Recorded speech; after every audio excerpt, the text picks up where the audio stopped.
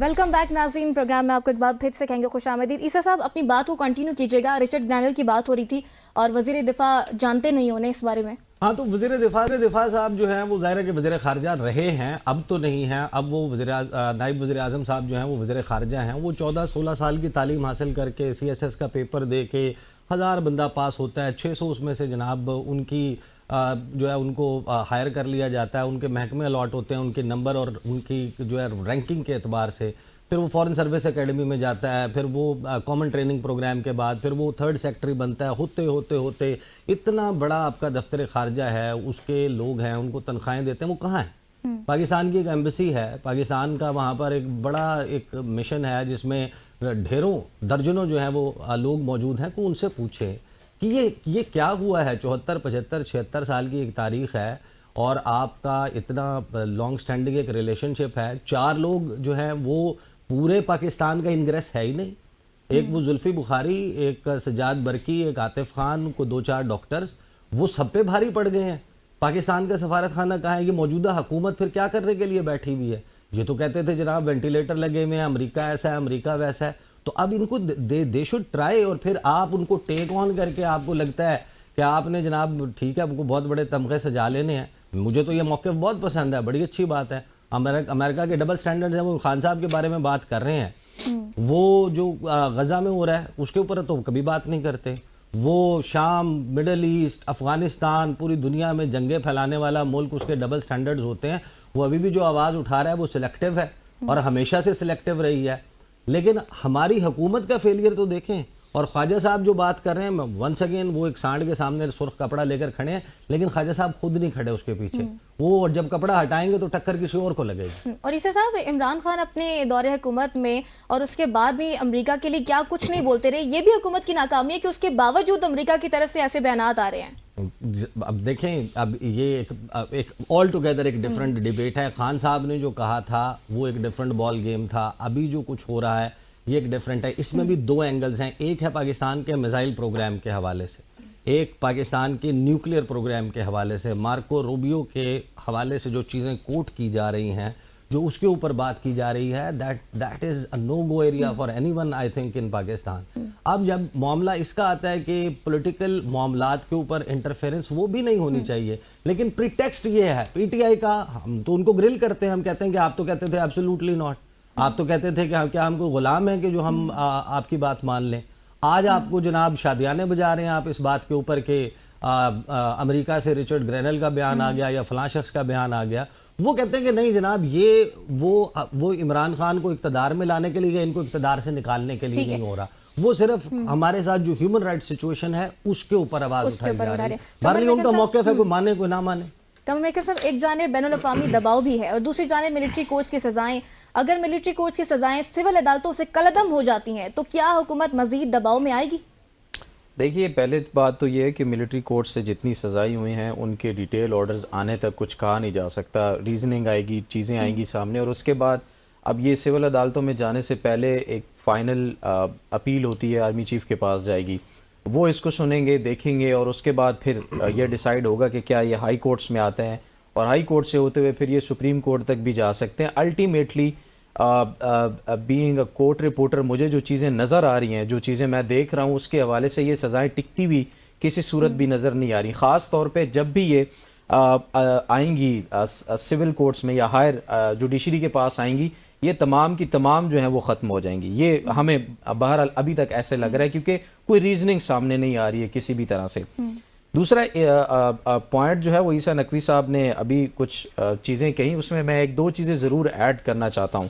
اب پتہ نہیں پاکستان میں موجود ہمارے کافی سارے لوگ اس بات پر کیوں ناراض ہو جاتے ہیں کہ ہم جب بات کرتے ہیں زیر عتاب پارٹی کی، زیر عتاب لوگوں کی، اس وقت جو عوام کے ساتھ ہو رہا ہے اس کی جب ہم بات کرتے ہیں، جن کے ساتھ زیادتی ہو رہی ہے، عوام مہنگائی میں پس رہی ہے، عوام کے پاس کھانے کو کچھ نہیں ہے، جب ہم ان چیزوں کی بات کرتے ہیں، حکومت کے اگینسٹ اور حکومت پہ تنقید کرتے ہیں، تو ان کو عمران خان یاد آ جاتا ہے اور وہ کہتا ہے کہ عمران خان نے یہ کیا تھا۔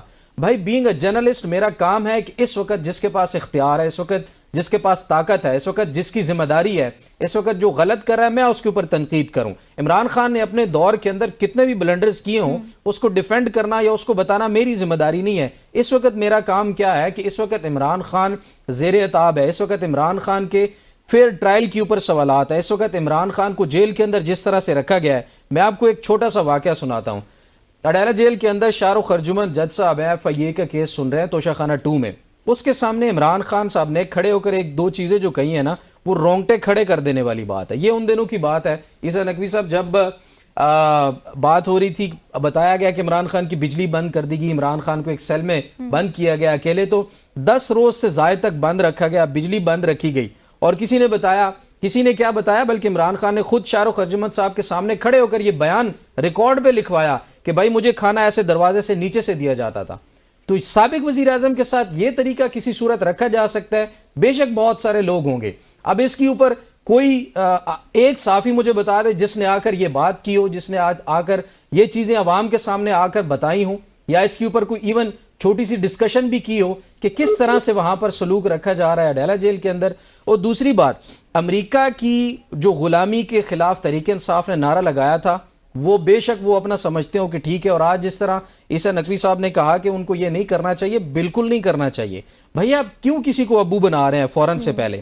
دوسری بات ہے کہ امریکہ کی اگر مداخلت کل غلط تھی تو آج بھی غلط ہے.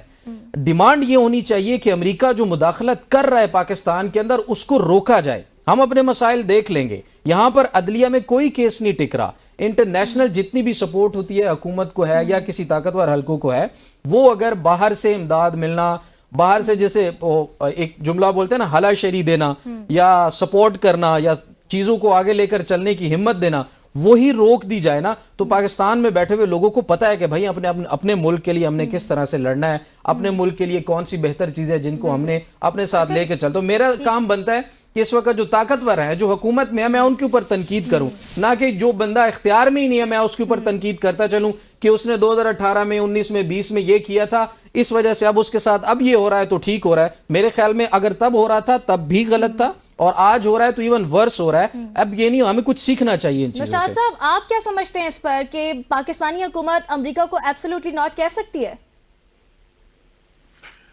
دیکھیے، یہ جو عیسیٰ صاحب نے بات کہی ہے نا، وہ زیادہ اہم ہے کہ یہ جو معاملہ ہے نا میزائل پروگرام سے متعلق جو گفتگو ہوئی ہے وہ ایک سنجیدہ بات ہے، اور جو ملٹری کورٹ سے متعلق یورپین یونین کی بات ہے وہ بھی ایک سنجیدہ بات ہے، کیونکہ اس سے بھی آپ کے اسٹیٹس کا جو معاملہ ہے GSP+ کا وہ ہے، اور اس کے اوپر اس طرح کی بیان بازی جو ہے اس سے کوئی فائدہ نہیں ہوگا، الٹا نقصان ہوگا. حکومت جو ہے، یہ بھی بات درست ہے کہ حکومت جو ہے وہ اس کے اندر ہمیں اس طرح سے افیکٹولی نظر نہیں آئی جس طرح سے نظر آنا چاہیے، کیونکہ یہ باتیں انہیں معلوم ہیں اور انہیں یہ بھی پتا ہے کہ امریکہ کے اندر جو ہے ایک رجیم چینج ہو رہا ہے. اور میری تو اطلاعات یہ ہیں کہ یہ ٹرمپ کے الیکشن سے کے دنوں میں جب یہ الیکشن ہو رہے تھے اور اس کے بعد وہاں پر وزارت خارجہ کے اندر ایک پوری جو ہے نا وہ پریکٹس ہوتی رہی ہے، ڈرل ہوتی رہی ہے قسم کی، جس میں اگر ٹرمپ کے جیت جانے کی صورت پاکستان کو کن مسائل کا سامنا ہو سکتا ہے یا ہوگا، ان سب پہ بات ہوتی رہی ہے. ایشو پتہ ہے کیا ہے؟ دیکھیے ایشو کیا ہے. ایشو یہ ہے کہ ہم جو ہے نا ہر چیز کو پالیٹکس کے اس کے اندر لبادے میں جو ہے نا اس کو لپیٹ لیتے ہیں، اور یہ بھول جاتے ہیں کہ بیسکلی ہمارا جو اپنا ہمارا نیشنل انٹرسٹ ہے وہ کہاں ہم جو ہے وہ اس کو ڈینٹ پہنچانا شروع کر دیتے ہیں.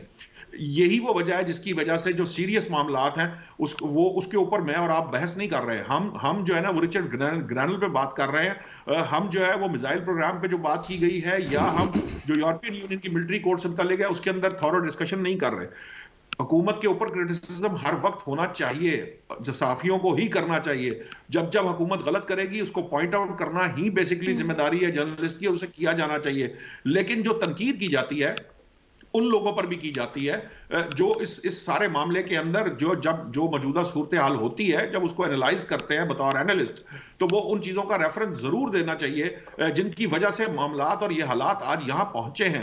ان کے ریفرنس سے ہی آپ یہ بات ثابت کرتے ہیں کہ چیزیں کال و فیل کے تضاد کہاں ہیں، کہاں پر جو ہے وہ بات سچ کی جا رہی ہے یا جھوٹ کی جا رہی ہے. کہاں پہ جو بات ہے، یہ جو آپ کو عمران یعقوب صاحب نے کہا تھا نا کہ یہ سارے جو ہیں جب بیوقوف بناتے ہیں، یہ سارے جو ہے ایک ہی تھالی کے چٹے بٹے ہیں. یہ جتنے سیاست دان ہیں وہ ایک ہی طرح سے آپریٹ کرتے ہیں. اور بدقسمتی یہ ہے کہ یہ تمام سیاسی جماعتیں یہی عوام کو لارے لگا کر، اور پھر جب یہ اقتدار میں آ جاتے ہیں تو پھر ان کو وہ سارے وعدے وعید بھول جاتے ہیں. آپ بلاول بھٹو صاحب زرداری صاحب کی تقریریں نکال کے دیکھیں نا، جو الیکشن دنوں میں کی گئی تھی. نون لیگ کی بھی تقریریں نکال کے دیکھ لیں جو الیکشن ڈیز کے اندر کی گئی تھی. پاکستان تحریک انصاف کی بھی نکال کے دیکھ لیں جو الیکشن ڈیز کے اندر کی گئی تھی. اور آج تک ایک سال گزرنے والا ہونے والا ہے، 2 ماہ رہ گئے، اور اس کے اندر جو ان کی پروگرس ہے وہ سب کی دیکھ لیں. کے پی کے گورنمنٹ کی بھی دیکھ لیں، پنجاب گورنمنٹ کی بھی دیکھ لیں، جو سندھ گورنمنٹ کی وہ بھی دیکھ لیں، تو آپ کو بڑا واضح نظر آ جائے گا. چیزیں آپ کے سامنے بالکل کلیئر ہو جائیں گی. ایشو پتہ ہے کیا ایشو یہ ہے کہ جب ہم جو سیریس ایشوز ہیں، سنجیدہ مسائل ہیں، ان کو ہم یہ سیاست کے اس کے اندر امالگمیشن کر کے، اور اس کو ہم اپنے ذاتی انٹرسٹ یا ذاتی لائکنگ ڈس لائکنگ سے ہم ان کو دیکھنا شروع کرتے ہیں، یا اینک بدل لیتے ہیں اور اینک صرف اپنی پسندیدگی کی دیکھتے ہیں، تو پھر وہاں سے مسائل شروع ہوتے ہیں. یہاں بہت سی باتیں میں نے جب کہا تھا کہ بہت سی باتیں سپوز کر کے کی جاتی ہیں، تو اس کا مسئلہ یہ ہے کہ وہ سپوز کرنے سے پھر آپ کی اینک بدل جاتی ہے. آپ کو فیکٹس کے پیچھے بھاگنا ہے، فیکٹس پر بات کرنی ہے اور فیکٹس کو انالائز کرنا ہے. عمران صاحب آپ کی جانب آئیں گے. رچرڈ گرینل نے ٹویٹ کرتے ہوئے یہ کہا کہ واشنگٹن ڈی سی میں پاکستانی سفیر رضوان شیخ کو وضاحت کرنی چاہیے کہ وزیر دفاع کی طرف سے جان سے مارنے کی دھمکیاں پاگل پن اور لاپرواہی ہیں. اس بات کا جائزہ لیا جائے اور پاکستانی سفارت خانہ اس کی کیا وضاحت دے گا، اور کیا وزیر دفاع کے بیانات پاکستان کے لیے مشکلات کا سبب بنیں گے یا نہیں. عیسیٰ صاحب آپ کا اس پہ کیا کمنٹ ہے؟ نہیں، میرا خیال ہے کہ وہ جو بیان اب انہوں نے دیا ہے وہ تو اب پیچھے پڑ گئے ہیں. وہ آئی ایم ایف کو بھی جو ہے وہ ٹیگ کر رہے ہیں، وہ یہ سب معاملات کر رہے ہیں. یہاں پہ مسئلہ یہ آیا ہوا ہے کہ ہمارے ہاں جن لوگوں نے اس کو کاؤنٹر کرنا ہے وہ کون ہے؟ وزیر اعظم پاکستان ہے، وہ وزیر خارجہ ہیں جو اسحاق ڈار صاحب ہیں، پھر اب وزیر دفاع نے بھی یہ ذمہ داری سنبھال لی ہے. یہ نام نہیں لے سکتے. ان میں سے کوئی لندن کا برطانیہ کا نام لے کر کرے نا تنقید، کہے نا کہ برطانیہ جو ہے وہ جینوسائیڈ کو سپورٹ کرتا ہے. برطانیہ نے ویپنز آف ماس ڈسٹرکشن کا معاملہ امریکہ کا ساتھ دے کے عراق کے اوپر بمباری کی تھی. برطانیہ کے اوپر تنقید کیوں نہیں کر سکتے؟ جب آپ کا ملک کا وزیر دفاع، جب آپ کا ملک کا وزیر خارجہ، جب آپ کا ملک کا وزیر اعظم، جب آپ کے ملک کی رولنگ پارٹی کا صدر، ان کا ٹھکانہ چھٹیاں گزارنے کے دن ہی لندن میں گزرتے ہوں، جب ان کے بچے وہاں رہتے ہوں، جب ان کے اپارٹمنٹس وہاں پر ہوں، جب ان کا یہ بھی اتنی بڑی ایپیسوڈ ہو گئی ہے. برطانیہ نے بیان جاری کیا، جواب میں آپ کے وزیر خارجہ نے برطانیہ کا نام لیا ہے، تو انہوں نے وہ گردن کا علاج کروانے جانا ہوتا ہے نا. وہ خواجہ آصف نے لندن میں کیک کاٹنے کے لیے جانا ہوتا ہے. وزیر اعظم شہباز شریف نے آتے جاتے نیو یارک سے رکنا ہوتا ہے لندن میں. میاں صاحب نے جانا ہوتا ہے ہائیڈ پارک میں، فر والا کوٹ پہن کے واک کرنی ہوتی ہے، کافی پینی ہوتی ہے. وہ جنیوا میں علاج کے لیے جانا ہوتا ہے. پاکستان کا انٹرسٹ کہاں گیا؟ یہ چاہے 45 کی حکومت ہے، چاہے 47 کی حکومت ہے، حکومت پاکستان، ادارے پاکستان کے ہیں. پاکستان پہ سفارتی حملہ ہوا، یورپی یونین نے جو کچھ کہا، چلو یورپی یونین نے تو پھر ایک international covenant on civil and political rights کا حوالہ دیا.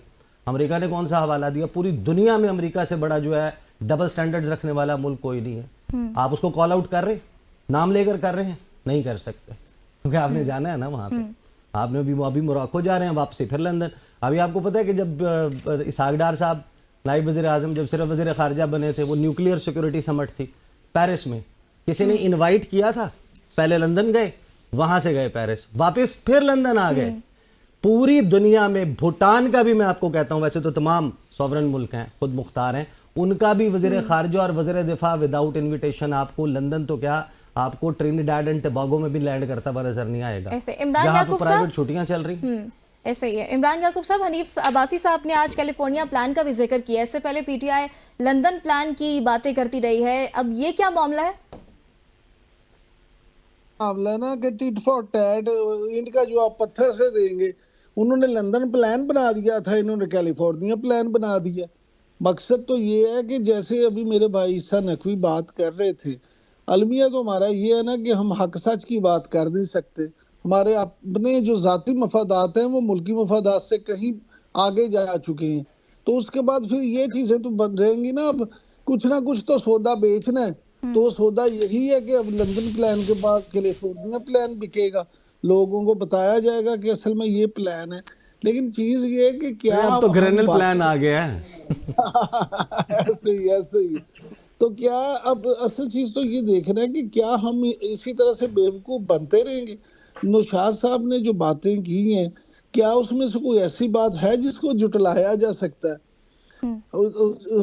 जो आपके पार्टिसिपेंट्स हैं जो ये बातें कर रहे हैं, बातें तो चारों के चारों लोग जो है काइक पर मबनी कर रहे हैं, लेकिन क्या अपने दिल पे हाथ रख के हम पांचों लोग आप समेत ये कह सकते हैं कि इनमें से कोई बात भी ऐसी होगी जिस पे अमल होगा? इसमें मैं तो नहीं समझता कि कोई बगैर ऐसी दिल पे बात- हाथ रखे कह सकते हैं जी। दिल पे हाथ ना रखवाए, हाँ, हाँ, दिल का क्या दिल भी नाजुक सूरत हाल से गुजर रहा है। हाँ जी। तो वो हमने तो जब से ना होश संभाला है ना, उस वक्त से मुल्क नाजुक सूरत हाल से गुजर रहा है। अब पता नहीं है नाजुक सूरत हाल कब बेहतर होगी। हमने तो आज तक नहीं ये देखा, जब भी जो भी हुकूमत आती है वो कहती है पिछले तो बर्बाद कर गए, वो तो लूट के खा गए, खजाना खाली हमें मिला, हम तो पिछलों की ये नहीं चीजें इमरान भुगत याकूब रहे हैं। साहब, सूरत हाल बहुत नाजुक है। अभी तो नून लीग ये नहीं डिसाइड कर पाई कि रिचर्ड ग्रेनल का गिरबान पकड़ना या पाऊं। कुछ वजीर हैं वो उसको शिकायतें लगा रहे हैं कि वो अंकल ग्रेनल हमारे इमरान खान ने हमारे साथ ये किया था। ख्वाजा आसिफ और तरीके से डील कर रहे हैं। डिसाइड करें पहले करना क्या है उसका, उसको डिप्लोमेटिकली एंगेज करना है। किया हुआ ना हमारे, मैं आपको बता दूं, हमारे तमाम सियासतदान है ना जो उनका जो मेंटल लेवल है ना, वो ट्रैफिक वार्डन जैसा है। जो ट्रैफिक वाला खड़ा होता है ना, पुलिस वाला, उसको ये पता होता है कि किस बंदे का चलान करना और किसको सलूट मार के जाने देना है। तो ये भी जो है ना बातें जो मर्जी करते रहे, इनको पता है जहाँ पाँव पकड़ने हैं पाँव पकड़ेंगे, जहाँ गले पड़ना है गले पड़ेंगे। ये आप छोड़ दें या आप रिजल्ट की इमरान बात साहब, करते हैं। प्रोग्राम का वक्त खत्म हो गया है। नाज़रीन, आज के प्रोग्राम से इतना ही। अपने पैनलिस्ट का शुक्रिया अदा करेंगे। अल्लाह नेगेबान।